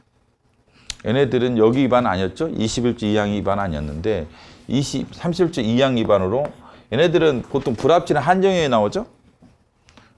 물론 위헌 결정이 하나 있다고 제가 모의고사도 설명했는데 문제가 있다고 했죠. 그 주문 형태가. 외교기한 100m 이내 집회금지. 이거는 위헌 결정이 나왔는데 주문이 잘못 나왔다고 제가 강의 때 설명을 해드렸는데 그렇죠. 이런 것들은 이제 여기 위반된 무조건 위헌 결정이에요. 왜? 절대 금지니까. 이거는 뭐 얄짤 없는 거야. 얘네에 걸리면 법 개정해라 이게 아니라 없애버려라. 그럼 없애버릴 때 불합치 결정할 필요가 없으니까 이거는 여기 걸리면 절대 금지 걸리니까 위헌 결정이 나오는데 여기 걸리면 꼭 위헌 결정이 나오는 건 아니고 헌법 불합치나 한정 위헌도 가능하죠. 그 다음에 인터넷 신문사 사건 똑같죠. 인터넷 신문사 사건도 21조 2항 위반 아니었죠. 그 다음에 과잉금지 위반이었다. 과잉금지 원칙 위반이었죠. 인터넷 신문사 설립에 5인의 고용 조건이 있었잖아요. 5명을 고용해야 된다. 인터넷 신문사 등록하려면 5인이 필요하다. 고용 조항이 있었잖아요. 그것도 똑같아요. 여기 위반 아니었지만 여기 위반이었죠. 또 이것도 질문한다. 최근에 1월 달에 그 공직선거법 얘기 나왔잖아요. 공직선거법에 그 실명 확인제 사건이 이제 판례가 변경됐죠? 근데 이거 위반 아니에요. 그건 이제 발표를 금지하는 게 아니기 때문에 검열의 요소를 충족을 못 해요. 그래서 그건 판례가 변경된 건 아니고 과잉금 전칙 위반이 판례가 변경된 거로 봐야죠. 위반되는 거로 보는 거죠. 옛날에 위반이 안 된다고 생각했는데 공직선거법상 선거운동 기간 중에 인터넷 실명제 사건이 과잉 위반이죠. 과잉금 위반이지. 이건 위반 아니에요. 여전히 21조 2항은 위반이 안 돼요. 왜? 이거는 그 표현을 하지 마라가 아니란 말이죠. 이거는 표현을 하지 마라 그러죠. 그런 표현을 하지 마라. 내용을 심의 선별해서 발표를 금지한다. 이거는요. 내용을 심의 선별해서 발표를 금지하는 게 아니었단 말이죠. 그냥 실명 확인 받고 글을 올리는 것이었기 때문에 이걸 발표를 금지하는 건 아니죠. 그렇기 때문에 여기 위반은 아니었단 말이죠. 21조 2항 위반으로 가는 거죠. 그래서 이제 앞으로 나올 것 중에 이런 게 있다는 거죠. 어디 위반되는 거냐, 이제는. 그냥 위헌이냐 합헌이냐 이런 거는 뭐 당연히 물어보는 거겠지만 그런 거 가지고는 당락 결정이 안 나니까 이제 이런 식으로도 진행이 될 수가 있다라는 것 조심을 하시기 바랍니다.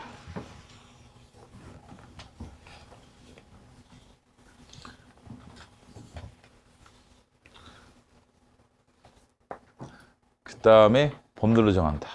입법체의 실행이 넓다겠죠. 이런 경우는 넓다. 그 다음에 21조 4항. 타인의 명예, 공정, 사회윤리를 침해해서는 안 된다. 자, 등등등. 학문, 저작자, 재산권. 내용관계는 법률로 정한다.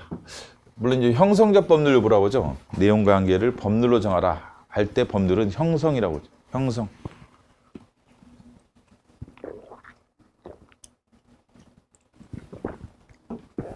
공무원연금 수급권은 헌법에 없어요. 공무원연금 수급권이 헌법에 없죠? 헌법상 재산권에서 보호된다고 하죠. 헌법상 재산권에서 보호된다 이렇게 얘기하잖아요. 이거는 뭐예요? 여기서 보호된다는 거죠. 재산권에서 보호된다. 뭐 함으로써? 법률로 규정된다. 이거 헌법에서 시킨 거니까. 헌법에서 법률로 정해봐라. 공무원연금 수급권 등을 법률로 정해봐라. 시킨 거예요. 시켜서 공무원연금법이 들어왔죠? 그래서 수급권이 이제 규정됐죠? 그러면 헌법상 재산권에서 보장이 되는 거예요. 그렇지 않으면 사장이 시켜서 야 저것 좀 사와봐라. 그러면 사장 거지 뭐 직원 거나. 자, 저 물건 좀 컴퓨터만 사와봐라. 사왔어요? 그럼 이제 사장 거잖아. 똑같아겠죠. 헌법에서 시킨 거라고 생각하는 거예요. 재산권은 보장되는데 그 내용을 내가 정할 수는 없다겠죠. 내가 컴퓨터를 사올 수 없으니까 야 네가 사와라 이것처럼 법률로 정해라 이렇게 한 거예요. 법률로 정해진 거 공무원연금법에서 정해진 거죠. 그러면 법률적 차원의 권리냐? 그렇지는 않아요. 법률로 정해짐으로써 이게 헌법상 여기서 보호되는 거죠. 여기서 이제 재산권에서 보호되는 거로 봐야겠죠. 그래서 뭐 재산권은 보호되는 거 안 되는 것들 말이 많죠. 계속 출제가 되고 있고. 근데 이건 재산권은 현재 획득된 거야 돼요. 미래 문제는 아닙니다. 기대이 미래 문제 이렇게 되겠지. 이런 것들은 재산권에서 보장이 안 돼요. 이거는 재산권에서 보장이 안 된다라는 거죠. 그래서 여기 보상 대상도 안 되는 거예요. 재산권을 전제로 하는 거란 말이죠. 근데 물론 이제 29조에서는 보호되겠죠. 29조에서는 이제 기대이익도 보호되는 거예요. 배상은 내가 만약에 공무원의 불법 행위로 손해가 없었다라면 일을 했다라면 이 정도 한 달에 1,000만 원을 벌었을 텐데 뭐 이런 거. 여기까지는 배상해 줘야 돼. 인과관계가 있다라면 내가 고문을 당해가지고 1년간 일을 못했다. 그럼 1년간 수입이 1억이 기대이익이란 말이죠. 이러면 배상을 해줘야지. 근데 보상은 안 해준단 말이죠. 보상의 문제는 아니다. 그렇죠? 보상의 문제. 재산권에서 보장이 안 돼요. 획득된 거를 보호하죠. 그래서 뭐 재산권은 보호된다 안 된다는 것은 뭐 계속 지금 판례가 쏟아져 나오고 있어가지고 정의를 알아서 잘 하셔야 돼요. 기본서라든지 뭐 모의사 이런 거 보면서 잘 보강을 하시고 최신 판례 이런 거 보시면서 잘 보강하지 않으면 방법이 없다 이거는 거죠. 방법이 없다. 그 다음에 뭐 최근에 나왔듯이 뭐 이런 거 있잖아요. 이제는 뭐 어린애들 버스 학원에서 운영할 때 동승자가 있어야죠. 동승자 태워야 할 거 아니 뒤에. 이런 거 이제 그러면 급여를 더 든지 하다 비용이 추가되겠죠. 비용이 아무래도 추가되는 게 이게 재산권의 문제냐 아닌 것으로 보는 거예요. 획득된 재산을 보호하는 건 아니고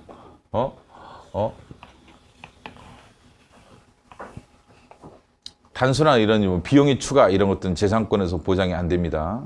그런 것까지는 보호하지는 않는다. 직업의자이죠. 소득 활동의 문제죠. 그것 때문에 영리 활동하기 힘들다.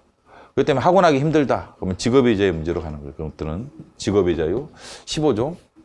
15조는 소득 활동이죠. 여기는 소득 활동의 결과죠. 어떻게 보면. 그 결과를 보호하는 거라면 15조는 소득 활동 자체를 보호하죠. 공공복리 적합성이죠. 그래서 재산권의 행사가 공무원이 적합해야 한다라고 하죠. 그래서 공공복리가 크다라면 재산권 제한보다 이게 사회적 기속성의 범위 내 재산권 제한이라고 하죠. 사회적 제약의 범위 내 재산권 제한, 이죠? 수인한도 내의 재산권 제한이죠. 그럼 보상을 안 해주죠. 이때 재산적 피해가 있어도 보상을 안 해준다. 그죠? 이건 보상하지 않아도 된다. 그죠? 여기까지. 근데 어느 순간인가 이렇게 되는 경우가 있을 거란 말이죠. 그럼 보상이 필요하겠다. 여기다 가혹한 부담을 사회적 제약의 범위를 벗어나는 재산권 제한. 사회적 제약의 범위를 벗어난 재산권 제한.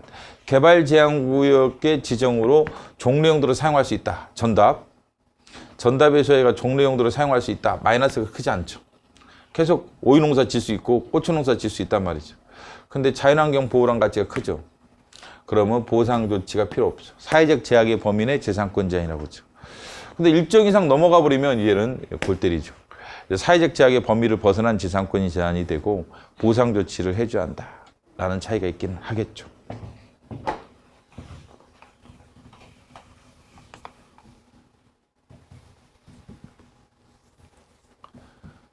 공공물이 적합해야 한다라는 거죠. 요새 논의되는 뭐죠? 코로나 자영업자에 대한 보상책도 똑같아요. 어느까지는 공공복리인데 어디까지는 공공복리로 벗어날 수도 있겠죠. 그러면 이제 보상 조치가 필요할 수도 있겠죠. 근데 이건 다르죠. 사망은 처음부터 보상을 해줘야 할 거예요. 이건 따지지 않고 여기에 해당한다라면. 만약에 재산권의 수용시장 제한에 해당한다라면 여기에 해당한다라면 그에 대한 보상은 법률에서 해야 되고 해야 되는 거죠. 이건 얄짤없이. 그 정당한 보상은 시가한 보상이죠. 안전보상이죠. 안전보상을 해줘야죠. 이거랑 다르죠. 이건 안전보상이 필요 없는 거예요. 아까 공공복리 재산권 제한 이거는 보상 안 해도 된다 그랬잖아요. 손실을 입었다 하더라도 어쩔 수 없다. 설사 손실을 입었다 하더라도 뭐 장사를 못했다. 코로나 사태 때문에 뭐 한 달간 뭐 장사를 못했다. 노래방 보상 안 해도 된다겠죠. 이렇다라면. 근데 어느 시점 한 달인지 두 달인지 알 수는 없겠지만 뭐 세 달인지 알 수는 없겠지만 이렇게 돼버리면 보상을 해줘야겠죠. 근데 이거는 그게 아니라 처음부터 보상을 전제로 하는 거예요. 그다음에 이 단어 때문에 상당히 문제가 있죠, 사실은. 특히 이 단어 때문에. 그럼 이 단어를 빼야 되는 거 아니냐라는 얘기가 많아요. 독일 헌법에는 이게 없걸랑 제한이. 독일 헌법은 이것만 있어요. 사용 제한이 없어요. 그래서 뭐 여기에 대해서 심각한 논의가 있는데 그것까지 뭐 알 필요는 없겠지만 잘못 들어온 거 아니냐. 이것도 제한이 거란 말이에요. 분명히. 코로나 사태 때문에 뭐 요 5인 집합 금지. 이것 때문에 손님이 5명이 들어오다가 그냥 나가. 그러면 이제 뭐죠? 이게 또 재산권 제한이 한 달간 쉬어야 돼. 10시 이후는 문 닫아야 돼. 재산권 제한이라 볼 수가 있겠죠. 아니 내 건물인데 내가 왜 내 영리 활동 못 하느냐. 이게 이용수익 처분권이 포함되거든요. 이용수익 처분권이. 재산에 대한 이용수익 처분권이 포함되는데 이걸 못하게 하니까 제한이겠죠. 그래서 이제 근데 이 제한에 해당하면 머리 아픈 거예요. 왜? 정당한 보상이라는 것은 손실에 대한 전액 보상이에요. 완전 보상이죠. 그러면 액수가 엄청나겠죠. 그래서 23조 사망으로 가면 머리가 아프죠. 근데 이 단어가 여기 써져 있어가지고 문제가 있는 거죠. 공공 필요는 복리보다는 좁다라고 하죠. 애랑 비교하면 또 좁다. 애가 좀 좁다라고 하죠. 수용사용 제한의 주체는 국가에 한정하지 않고 민간업자도 포함이 되고 그에 대한 보상은 법률로 써야 돼. 라고 하죠. 무슨 보상이? 정당한이죠. 재헌헌법은 상당한인데 지금 다 정당한이죠. 28조도 정당한, 29조도 정당한. 상당이라는 단어는 안 쓰고 있습니다. 헌법조항에. 헌법조항에 상당한이라는 단어는 안 쓰고 있다라는 것을 알 수가 있죠. 옛날에 이제 가축 전염병으로 이제 살처분 하잖아요. 아프리카 돼지열병 뭐 이런 거 살처분 돼지 막 몇만 두인가 이렇게 해가지고 하잖아요. 그 할 때 이거냐 이거로 봤던 거예요. 왜냐면 만약 이거로 보면은요 돼지 가격 다 쳐줘야 한단 말이에요. 100% 국가가 다 보상을 해줘야 돼. 그래서 아직 돼지 가축 농가들은 문제 있지 않아요. 그게 보험 드는 거예요. 요새는 그런 보험제도가 많이 활성화돼 있죠. 그런 것도 있잖아요. 뭐 사과나무도 과실 유수 이런 것 때문에 태풍 불면 떨어지면 뭐 문제가 있어가지고 보험 들라고 하잖아요. 손해사정인가 그 양반들이 이렇게 해가지고 뭐 하는데 보험 들어야 돼.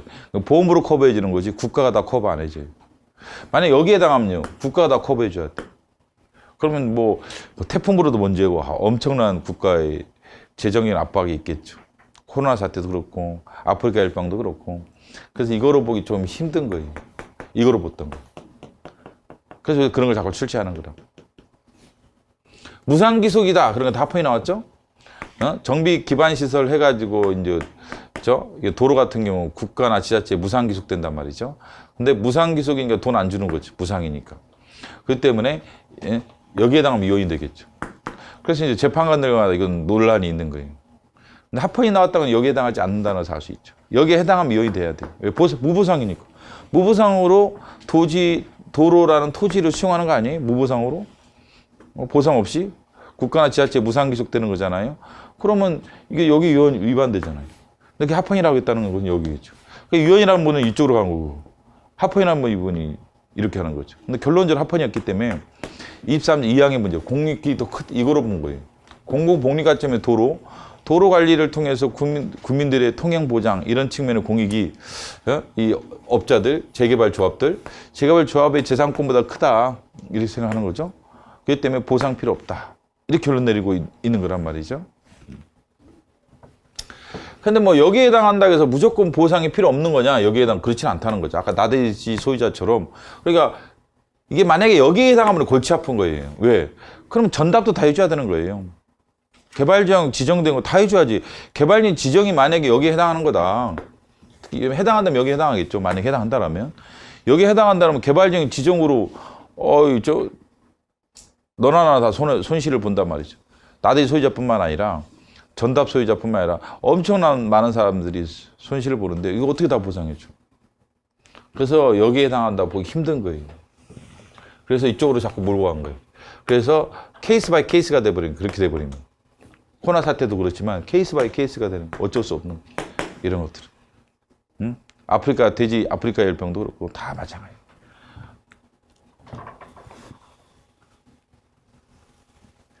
선거권을 가진다. 국민은 공모단위권을 가진다. 문서죠, 청원은. 심사름. 구두로 하면 안 되죠. 심사름만 규정되어 있는데 해석론적으로 수리심사 통지무죠. 수리심사 통지무가 해석론적인 문제죠. 헌법은 심사름만 규정을 하고 있죠. 모든 국민은 헌법과 법률이 정한 법관이죠. 신분이 보장되고 재판상 독립이 보장된 법관이죠. 103조, 106조. 이 법관. 법률이죠. 법률에 따라. 근데 배심원은 없죠. 참심원이나 배심원 제도는 헌법에 있는 게 아니라 헌법이 없죠. 배심원은 이제 법률가에 있는 거고 헌법상 권리는 아니죠. 재판을 받을 권리죠. 그럼 법관에서 사실 확정을 받을 권리, 법의 적용을 받을 권리를 의미한다고 하죠. 법관은 재판이죠. 그런데 이게는 모든 국민이 아니라 군인 공무원이 아닌 국민이죠. 군인 공무원은 이제 처음부터 군사 재판을 받는 거고 군사 재판을 처음부터 받는 거고 일반 국민들은 군사 재판을 받지 않는 거죠. 군사 재판을 받지 않는다 이겠지. 군사원의 재판을 받지 않는다. 않죠. 군인 공무원은 받는 거고. 근데 무슨 재판을 받느냐? 어느 때 재판을 받느냐? 이걸 제외하고니까. 제외하고는 받지 않는다는 거니까 이 경우는 받는 거죠. 국민은 받지 않는다. 이걸 제외하고. 근데 만약에 이제 중대한 군사상 기밀, 초병, 초소, 유도, 음식물 공부, 포로, 군용물. 근데 군사 시설에 관한 죄가 있었죠? 군사 시설에 관한 죄는 삭제됐고 이게 유해해에서 유독으로 바뀌었죠. 8차랑 비교하면 유독으로 바뀌었고 이게 군사 시설이 빠져버렸죠. 군사 시설이 옆에 있다가 빠져버렸죠. 군용물에 관한 죄로 끝나는 거죠. 군사 시설에 관한 죄는 군사 재판 안 받죠. 군사 재판을 받지 않죠. 군사 시설에 관한 죄는 군사 재판을 받지 않아야겠죠. 근데 군사보훈법에 전투에 공헌한 시설에 관한 죄에 대해서 군사 재판을 받도록 돼 있었죠. 그 이혼이 나오는 거예요. 군사 시설 한 죄는 빠졌기 때문에 이제는 군사 재판을 받지 말아야 한단 말이에요. 헌법상. 헌법은 받지 말아야 되는데 헌법이 이렇게 돼 있는데 군사보훈법은 개정이 안 된 거지. 개정이 안 돼서 오공화국 시대 때 이제 군사보훈법정이 그대로 남아있는 거지. 남아있다고 헌재가 이혼 결정했죠. 군사 시설에 관한 죄니까 전투에 공헌한 시설은 군사 재판을 받지 않아야 한다. 근데 받도록 하는 법률 위헌이다. 물론 이제 전투에 공헌한 시설에 관한 죄가 군용물에 관한 죄에 해당하지 않는다 봤죠. 군용물에 관한 죄에 해당하면 합헌이 나왔겠죠. 군용물에 관한 죄에 해당하면 합헌이 나올 가능성이 높았겠죠. 근데 공정은 없죠. 공개는 있는데 공정은 없죠. 공정한 재판을 받을 권리는 없죠, 진짜. 신속 공개는 있어도, 그죠? 근데 당연한 권리라고 보기는 하죠. 해석론적인 권리다. 공정한 재판. 공정한 재판은 해석론적인 거죠. 형사 피고인은 무죄로 추정된다. 근데 이게 신체의 자유 보장과 관련이 있는데 재판청권 쪽에 있다는 신기한 놈이죠. 보통 우리 신체의 자유에서 배우잖아요, 무죄추정은. 왜? 무죄추정 옛날에 보면 고문하는 거, 이런 문제 때문에 네 죄를 네가 알렸다 이거 막 고문하고 이러잖아요. 드라마 보면 옛날. 그래가지고 이게 나온 게 무죄추정 아니에요. 무죄로 추정하니까 불이익을 주지 마라. 고문하지 마라. 아까 12조 이항과 친한 놈이란 말이지. 12조 이항과 친한 놈인데 떡하니 여기 와 있죠. 그래서 가끔 물어보죠. 그러니까 신체의 자유 조항이 있냐 이렇게 물어보죠. 아니죠.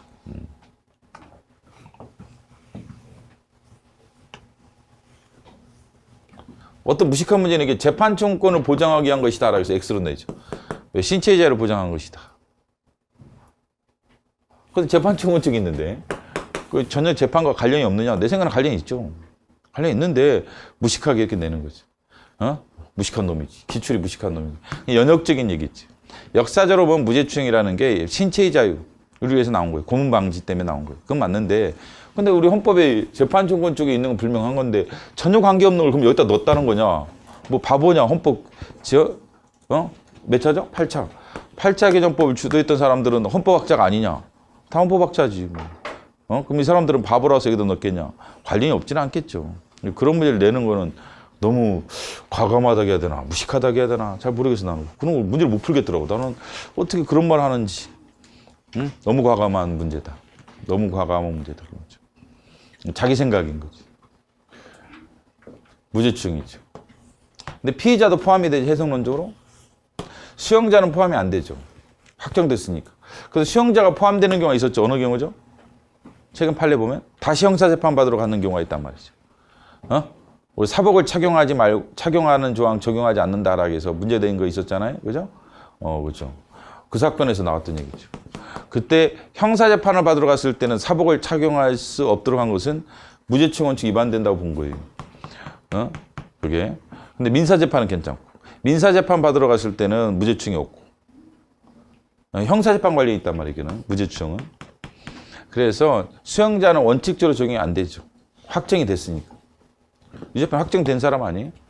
근데 수용자도 되는 경우가 있는데 어떤 경우에? 다시 형사재판 받으러 간다. 다시 형사재판을 받으러 간다라면 가능하죠. 다시 형사재판을 받을 때만 가능하죠. 예외적인 경우죠. 수용자가 무죄추정이 되는 경우는 예외적인 경우입니다. 원칙적인 게 아니라 예외적으로. 형사재판 받으러 갈 때만 그렇다겠죠. 예외적인 경우죠. 일반적인 거 아닙니다. 확정이 됐잖아요. 이제. 무죄추정이 안 되죠. 예외적으로 수용자가 다시 형사재판을 받게 된다라면 그렇죠. 무죄로 추정을 해주고 재판해야죠. 유죄로 추정하고 재판하면 안 되겠죠. 피해자죠. 피의자도 아니고. 피해자는 10조의 문제죠. 형사 피해자는 행복주권의 문제고 피해자는 27조 5항의 문제죠. 여기 피의자죠. 피고인이죠. 그 다음에 30조는 범죄 피해자 중에 이거죠. 그래서 30조보다는 더 넓죠. 27조 5항이. 왜? 이건 특정 형사 피해자에 한정하는 거죠. 30조는 생명, 신체의 피해를 받은 자에 한정한다라면 27조 5항은 모든 형사 피해자죠. 사기죄 피해자도 포함하고 명예훼손죄 피해자도 포함하죠. 피해자는. 그래서 3차 범죄 피해자는 생명, 신체와 관련된 피해를 받은 자에 한정하는 거죠. 그 차이가 있고. 법률이 정한 바에 따라 당해 사건의 재판에 진술할 수 있다. 재판 절차 진술권이라고 하죠. 재판 절차 진술권. 그래서 검사의 불기소. 뭐 기소 중에 기소에도 마찬가지지만 형사재판이 안 열리죠. 형사재판이 안 열리면 재판 절차 진술권 침해를 주장하게 되겠죠. 피의자는 재판 절차 진술권이죠. 이때 법률은 형성적이라고 하죠. 이것도 형성적 법률보다 자유권과 다르게 자유권에 대한 법률 유보는 제한적 법률 유보죠. 12조 1항의 법률 유보는 체포 구속하겠다는 거니까 제한적이죠. 신체이자를 제한하는 내용의 법률 유보란 말이죠. 응? 자유권에 대한 법률 유보는 보통 제한적인데 이거는 형성적이죠.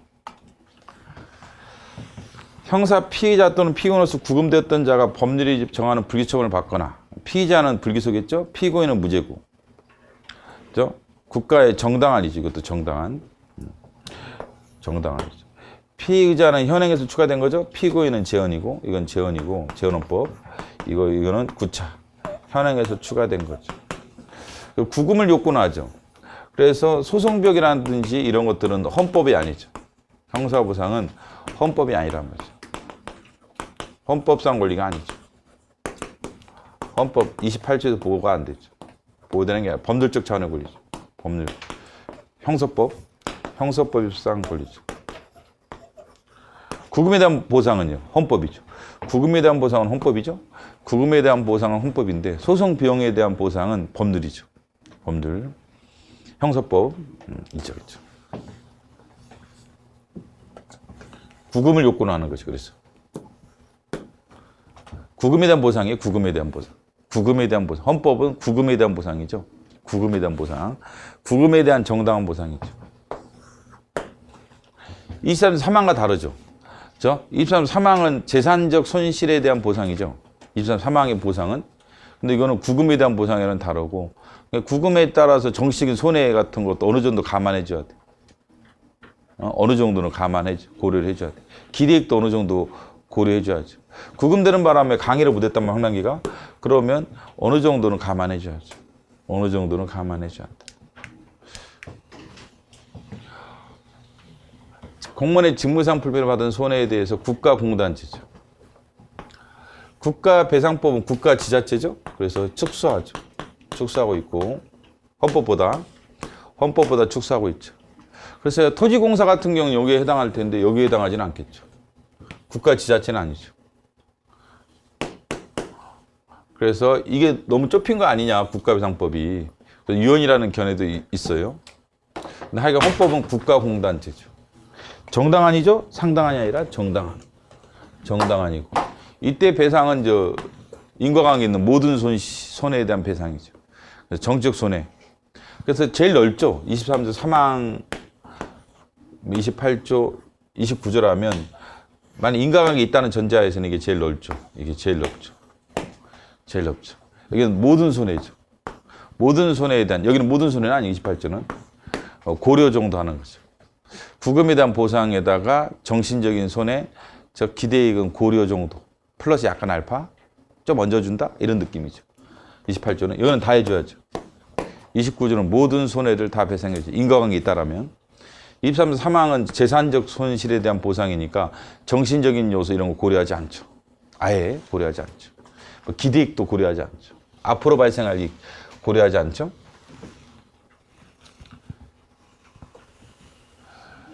공무원 자신 책임은 면제가 안 되죠. 그래서 해석론적으로 고의가 실일 때 책임을 지죠. 경과 실일 때는 책임을 안 지고 해석론적으로 대법원이 결론적으로는 그렇게 해석을 했죠. 이 책임은 언제는 면제가 되지 않느냐. 고의 중과 실일 때. 고의 중과 실일 때는 면제가 안 되고 경과 실일 때는 면제가 된다라고 해석하는 거죠. 규정은 없고 해석을 그렇게 하는 거죠. 그 다음에 영조물 설치 관리 하자는 없죠. 국가배상법 5조에서 처음 등장하죠. 국가배상법 5조에서 처음 등장하고 영조물 쪽은 없죠. 여기 영조물에 대한 배상 조항은 헌법에 없다. 그건 국가배상법 5조다. 이거는 7차 때 처음 들어왔죠. 상공학 당시 법률에 있을 때 유언이었는데 7차원법 때 처음 아예 들어오게 되죠. 지금까지 남아있는 문제 조항이죠.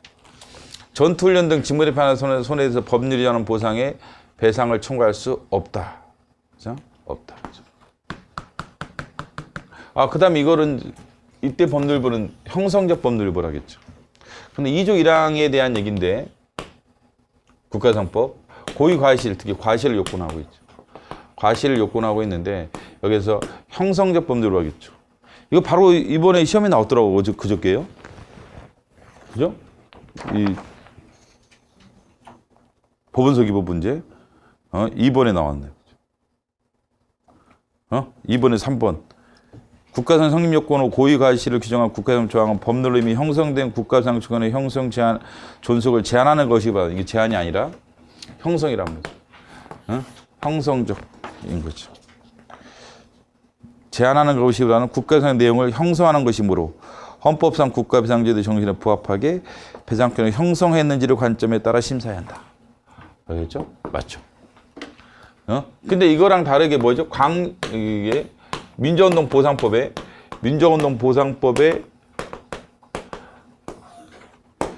재판 화해 갔다. 민사소송법상에 위원회 결정에 동의했을 때 재판 화해 갔다 할 때는 국가배상청구는 제한이죠. 그 과잉금 존치까지 심사했죠. 이랑 다르다고 그랬어요. 국가상 2조 1항은 형성적인 내용과 관련이 있죠. 이거는 형성적이라는 제한적 측면이 더 강했죠. 근데 지금 이 판례를 가지고 냈고. 정답은 나오는 것은 이게 문제됐던 게 책에는 뭐예요? 긴급조치죠. 긴급조치에 따라 유죄가 나온 사람들 이 과실을 배제해 줄 거 아니냐. 이게 과실이 없다면 평균적 공무원 수준에서 주의무를 기울였다. 그래서 과실이 없다 이렇게 평가했단 말이죠. 배상이 부정됐단 말이죠. 그러자 이건 대법원에서 논란이 있었던 거예요. 이 과실을 배제할 거 아니냐는 반대 의견이 있었는데 그걸 틀게 냈네. 반대 의견까지 틀게 낸 거였죠. 국가배상법 조항은 헌법에도 규정된 국가배상권을 침해한다 보기 어려우나 인권 침해가 극심하게 이루어진 긴급조치 발령과 그 집행과 같이 국가의 의도적, 적극적 불법행위에 대해서는 국가배상 요건을 완화하여 고의과실의 예를 인정해야 한다. 고의과실의 예를 인정해야 한다는 것은 반대 의견이죠. 직무 그대로 나온 거예요. 직무에서 반대 의견 넣어줬던 그대로 출제가 사실은 된 거예요.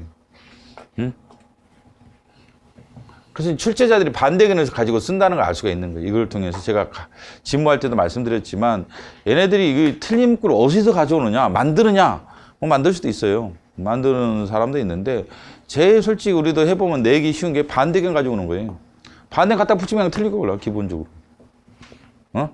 그래서 오류가 있는 경우가 가끔 있어요. 반대 의견이면 일반 논리적으로 문제가 없는 것도 있걸요. 근데 그건 내면 안 되는데 무식한 놈들이 그걸 내는 놈들도 있어요. 일반도 당연한 얘기도 하면서 이제 반대견으로 가는, 결론적으로 반대견으로 가는 경우가 있거든요. 중간도에는 전혀 문제가 없어. 왜? 다른 판례에서 헌재 입장기도 하걸라. 우리가 옛날에도 이런 얘기 하지 않았냐 이렇게 하는 경우가 많아요. 반대견인데. 우리가 옛날부터 이런 얘기 계속 해왔는데, 여기서도 그걸 적용하자면 이렇게 되는 거 아니냐. 그래서 막판에 이제, 3,000% 빠지는 경우가 있단 말이죠.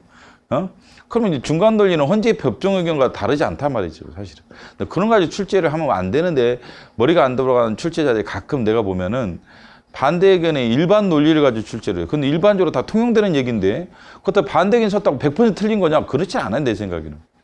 그건 이제 결론적으로 틀린 얘기를 하는 거죠. 그 다음에 핵심 논리. 그쪽으로 가기 핵심 논리. 그래 이분들은 이제 한정 결정하자는 얘기지. 고의과실 이런 경우 긴급조치의 경우는 적용하지 말자.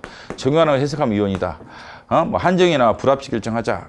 라고 하는 이제 그 부분은 헌재 법정과 다르죠. 헌재는 단순합헌이니까. 근데 하여간 이제 이 기출을 보더라도 반대 의견을 가지고 내는구나라는 것을 알 수가 있다. 반대 의견을 가지고 출제하는구나라는 것을 알 수가 있죠. 근데 이번은 준비한 사람은 쉬웠는데 내가 보니까 준비 안 한 사람은 어려웠을 거예요. 이제 제대로 준비 안 했으면 이게 뭐지 하면서 헤맸을 수도 있는 내용이죠.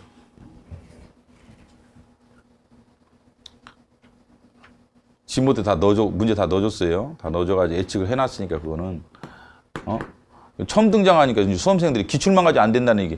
그러면 이건 이제 내 생각에 2번 틀릴 가능성이 있는 거예요. 기출 가지고 좀 이게 힘들지. 2번 아직 기출에서 이렇게 분석해서 나오지는 않았다. 아직은 2번 같은 거. 타인의 범죄로 생명, 신체에 피해를 입은 국민은 법률형 그게 이제 줄였죠. 모든 형사 피해자가 아니라 생명 신체상의 피해를 재산 X죠. 보통 재산을 넣죠. 명예도 넣을 수도 있죠. 뭐 인격 아니죠. 생명 신체죠. 생명 신체. 부수금 현행의 최초죠. 현행의 최초다. 현행의 최초죠. 물론 국가유산은 재현이 최초인데 정당화는 8차죠. 정당화는 8차고 정당화이랑 8차고 청권 자체는 재현헌법이죠. 능력에 따라 균등이죠. 그래서 11조에 대한 얘기라고 생각하는 거예요. 판례가. 기출 한번 나왔죠? 행복추구권의 문제라기보다는 11조의 문제다. 그래서 요새 31조 1항과 10조의 행복추구권을 비교하는 문제가 많이 나오는 거예요.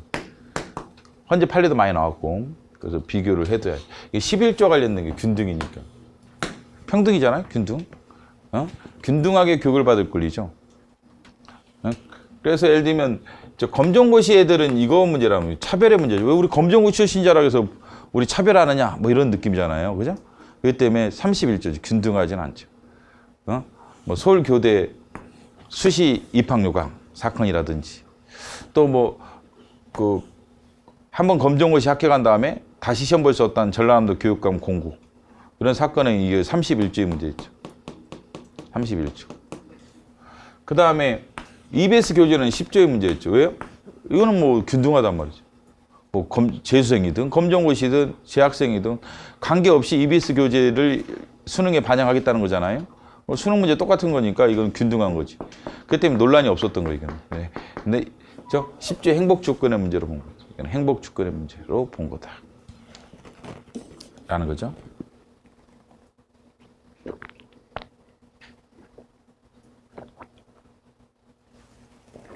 근데 최근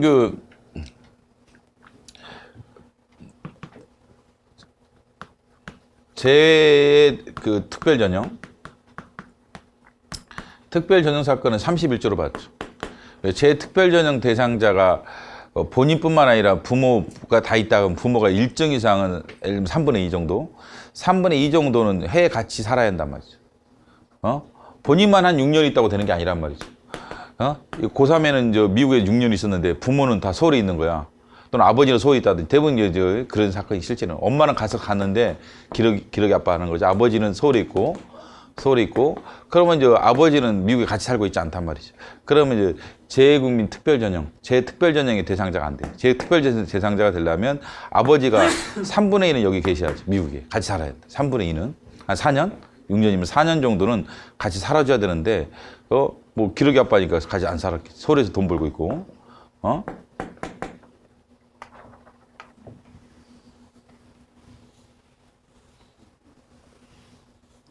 그건 이제 저 31조의 문제, 균등의 문제겠죠, 기본적으로. 그 다음에 초등교육은 헌법에서 바로 발생하죠. 중학교는 그렇지 않죠. 이 법률보는 모든 사항을 다 법률로 정하라는 얘기는 아니고, 본질적인 사항은 법률로 정해야겠죠. 그래서 중학교 의무교육의 실시 여부에 연하는 직접 법률로 정해야겠죠. 시가 보면 그렇지 않고. 그래서 이제 법률의 본질적 사항, 비본질적 사항은 대통령, 이거 가능한 거죠. 이거 가능한 것으로 이 조항을 해석하는 거예요. 법률의 가장 기본적으로 중요한 사항, 중학교 의무교육의 실시 여부에 연한.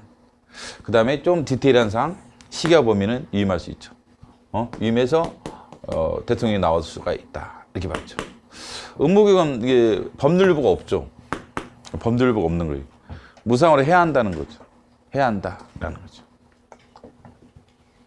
근데 학교 운영지원비 사건이 중학교였죠. 그러면 이제 법률적 차원의 권리 아니냐? 그렇지 않다고 보는 거거든. 아까도 말씀드렸지만 사장이 직원한테 야, 저 컴퓨터 좀 사와라. 이거 똑같아. 헌법에서 법률이 시킨 거란 말이지. 그래서 헌법상 권리가 되는 것이죠. 이제는 법률로 정해짐으로써 중학교 의무교육을 받을 권리, 헌법상 권리가 되는 거죠. 근데 운영지원비를 학부모나 학생한테 부담시키는 것은 이것은 여기 위반된다 했죠. 여기 위반된다. 중학교 운영지원비. 근데 급식은 여기 포함이 안 되죠. 이 무상은 교육 필수 비용이라고 하죠. 교육에 필요한 필수 비용을 의미한다. 무상은 모든 비용이 아니라 필수 비용인데, 그래서 운영지원비는 필수 비용 관리했다는 거죠. 학교 뭐 운영비니까. 그렇지만 이제 급식은 여기에 포함이 안 된다라고 그랬죠. 필수 비용은 아니다. 그건 입법자가 법률로 자유롭게 정할 수 있다. 신반장은 다 법률이었던 거예요. 그죠? 법률이었는데, 그죠? 무상급식 하지 않는 건 합헌이었죠. 그 다음에 요새 뭐 이거 대학의 자율성도 심각하게 냈죠? 뭐 이거 바꿔서 냈나? 뭐 여기 이렇게 됐나? 대학의 정축립성? 이렇게 해서 출제를 하고 했죠? 중요한 조항이죠. 조항 자체도. 아까 이런 의미에서도 중요하고, 이것도 중요하고. 자? 대학의 자율성은 물론 22조와 관련이 있죠. 학문의 자유, 기본권이기도 하죠. 기본권이기도 하죠. 이 대학의 자율성은 단은 현행이 최초긴 한데, 학문의 자유에서 보장이 돼요. 없을 때는, 옛날 없을 때도 보장이 됐어요. 기본권으로서 보장이 됐다. 라는 거죠. 그 다음에 평생교육. 그 다음에 학교교육 및 평생교육을 포함한 교육제도. 운영, 교육재정, 교육제. 법률로 정한다. 알겠죠? 교원의 기본적인 사항. 신문부장 관련된 기본적인 사항을 법률로 정해야 한다. 라고 하죠? 입법자한테 재량을 많이 줬다고 그러죠. 이게. 그래서 광범위한 입법 형성의 자유를 줬다고 해서 이거에 대한 제한은 엄격한 심사를 안 했죠. 엄격한 과잉금전칙. X죠. 근로이익을 가진다. 사회경제적 방법으로 고용증진과 적정임금, 최저임금. 적정임금은 노력만 하면 되는데 최저임금 노력 가지고 안 되죠. 꼭 시행해야죠. 달라요? 적정임금 8차죠? 최저임금은 현행이고 8차, 9차. 근로의 의무를 진다. 근로의 의무의 내용과 조건은 어디? 민주주의. 근로 조건의 기준은 인간의 존엄성. 여자 있죠? 연소자 있죠? 노인 없죠? 장애인 없습니다. 노인, 장애인은 없다. 여기에 노인과 장애인은 없다. 장애인은 34조에 있긴 한데 32조에는 없어요. 그 다음에 여성에 대해서도 32조 6항은 아니죠. 우선적인 기회를 준다 이런 얘기는 아닙니다. 여성에 대해서 우선적인 기회를 준다가 아니라 차별만 하지 마라. 뭐 이런 얘기지. 우선적 기회를 주한다는 의미하다. 이거는 우선적 기회, 차별을 넘어서 이제는 이거는 우선적 기회를 주라는 얘기죠. 그렇죠? 우선적 기회를 주라는 얘기입니다. 그렇죠? 유공자, 상위 군경, 여기까지 끊어서 읽었죠. 다. 이게 유가족은 여기서만 이렇게 되는 거죠. 그래서 국가경제 가족은 포함이 안 되죠. 가족은 포함이 안 되고, 가족에 대한 이제 가산점은 이게 근거가 될 수 없죠. 30조 2항이라든지, 뭐 헌법 본문이라든지 여기에 따라 나왔다 이렇게 생각을 했죠. 여기에 따라 나온 거지 여기에 따라 나오진 않는다라고 하십니다. 그 다음에 얘네들은 중간심사하죠. 얘네들에 대한 가산점은 중간심사. 과잉금 전칙 중 완화된 과잉금 전칙이죠. 과잉금 전칙 중 완화된 과잉금 전칙을 적용하죠. 왜? 헌법에 근거가 있으니까. 하락했으니까. 근데 여기가 대립돼서 국가경제 가족은요. 헌법에 근거가 없단 말이에요. 직접적인 근거는 없죠. 직접적 근거가 없기 때문에 엄격한 과잉금 전칙이죠. 차이가 있다. 엄격한 과잉금 전칙을 적용하죠.